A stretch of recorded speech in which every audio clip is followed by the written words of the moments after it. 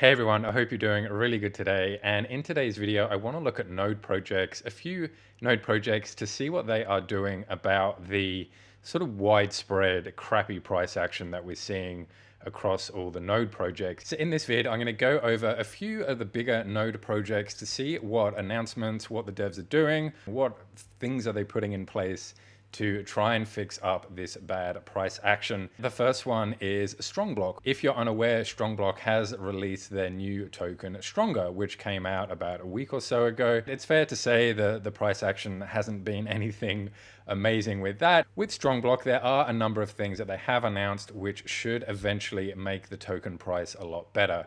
The first thing that's going to make their token a lot stronger is the release of their new blockchain called Strongchain. This isn't out yet. The roadmap says that it's going to be coming out sometime this year, towards the later part of this year.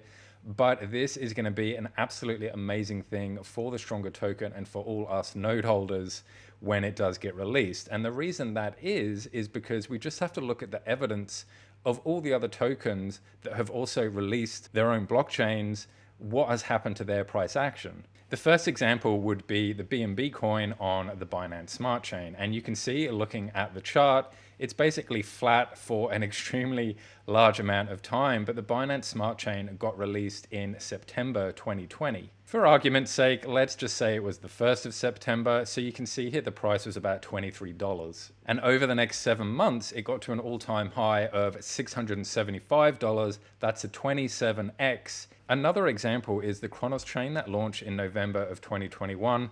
And in the space of a month, it went from about 21 cents all the way up to 88 cents, which is a 4x gain. And there are lots of other examples of coins dramatically increasing in value when their blockchains are released. So I think that this is a really positive thing for Strongchain and Strongblock, because we can sort of guess that something similar is probably going to happen with the Stronger token once Strongchain is released. So what about Thor as well? Good old Thor. This is probably the biggest node project after Strongblock. So what have Thor and the devs in the Thor team actually done to counter the selling pressure of the Thor token? Like a lot of other node projects, they do realize the importance of utility of the token. So in other words, the token having more use than just buying a node and just getting rewards. And some of the things that they do have in the pipeline and in their roadmap are probably going to really increase the value of Thor token eventually.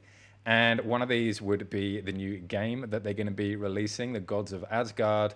There's also the marketplace, there's the nodes as NFTs. And the reason these things are so important is because the new game theoretically is going to bring on a whole lot of investors that don't care about passive income. They don't care about nodes. They don't even know what a node is, but they do care about gaming, and they want to get in on all the latest games. And to be able to get into the game, they're going to have to use Thor tokens. So what that means is a lot of people are going to be buying the Thor token, but they're not buying it for a node. So it's going to create a lot more buy pressure. They're going to be using it in game. They don't even care about nodes. So this is obviously going to have a positive impact on the price of the token. Another good thing that Thor have done as well is they've introduced a sliding tax. So you're taxed at certain different tiers depending on how long it's been since you last claimed. And if you want to get to the lowest tier for your node, then you have to wait up to 30 days. And you can see from the price chart, this has had a positive impact. In fact, it's even made the price go up slightly. Obviously, there's a sort of a downturn towards the end, but I'm just guessing that that's the good old traditional, everybody just takes profit on a Sunday. The point is that the devs are aware of the price of the token, and you've got to think of nodes as long-term projects. This isn't financial advice, but if you do want to make money quickly, then probably node projects aren't the thing for you. You might want to think about NFT flipping or Bitcoin day trading or something like that. These projects, they take a while to build and grow and flesh out and do all this stuff. And if you want to do it properly, this stuff takes time. You can't just make a game out of thin air. You can't just create a blockchain out of thin air. So if you are in it for the long haul, then I do think that overall it is going to be beneficial, and we are all going to get rewarded for our patience and for our keeping in with the project. Redlight Nodes District is one of the very, very few, in fact, I think the only node project which hasn't reduced its rewards yet. It's managed to keep its rewards, but it's seen an awful lot of selling pressure. So what are the devs doing about this selling pressure? Well, one of the things that they've introduced is stupidly high taxes for mansions. If you've got a mansion, you want to probably think about upgrading it to a district as soon as possible, because mansions are taxed the most. Apart from all the normal claim and sell and whale tax, you also get a mansion tax, which is 50%. So all the taxes added up equals, if you had 10 tokens in rewards, when you claim them, you're only going to have 2.5. So what they want to do is they want to encourage people to compound into districts and then into cities. And so ultimately, this is going to help with sell pressure once everyone has got enough mansions to upgrade to a district. And also, if you're unaware, Redlight Node's district is also developing their own blockchain as well. And this has actually been in development for about 8 years. One of the devs, he's sort of had this thing going for so long, but he's never really had the community or the resources to actually go ahead and do it. But now he does. What it's going to be is a blockchain which is gasless, which means there are no gas fees. And the new blockchain they're going to be doing is going to be many languages in terms of language coding. So it means that retail will be able to use it just for their everyday transactions. And once all these things do start to get introduced, then hopefully that is going to have positive pressure on the price of the token. Power nodes. What are power nodes doing? One of the things that they are looking to introduce soon is a sliding tax similar to Thor. They have also announced that they are going to do buybacks of the token, but both this sliding tax and the buybacks haven't actually happened yet, and there's no updates on exactly when this is going to happen. The costs of the nodes has also increased, which is obviously going to have a positive effect on the price.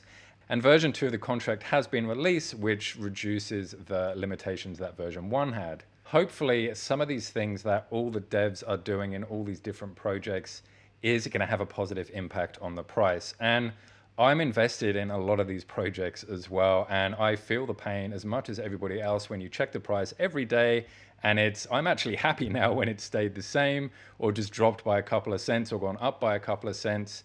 It does get a little bit demoralizing when you just see it getting lower and lower and lower. It's also worth noting that node projects are really new. You know, they're only 3 or 4 months old. So to do all of this in that amount of time is actually really impressive when you think about it. And I know there is a lot of FUD around the node projects when they do things like introduce a sliding tax or reduce rewards slightly or make the cost of nodes a little bit more. Everybody's all up in arms and, oh, how dare they do this to us? And I can understand why you think that, but you've got to really do your best to think about the long-term plays with all of this. I mean, do you want to get really high rewards for a month, or do you want to get slightly less and more realistic rewards for months and months and months? And I know for me personally, I'd much rather the second one. If there's anything I've missed in any of these projects which you think is also going to have a positive impact on the price, then please leave a comment so I can know and everybody else can know. And I know there were probably some node projects that you wanted me to cover and that I haven't covered, so I do apologize for that. I just chose some of the more bigger node projects to see what they're doing. So my friends, please leave a comment. I'd love to know what you think about node projects in general. And until next time, I'll see you all in the next video. Bye.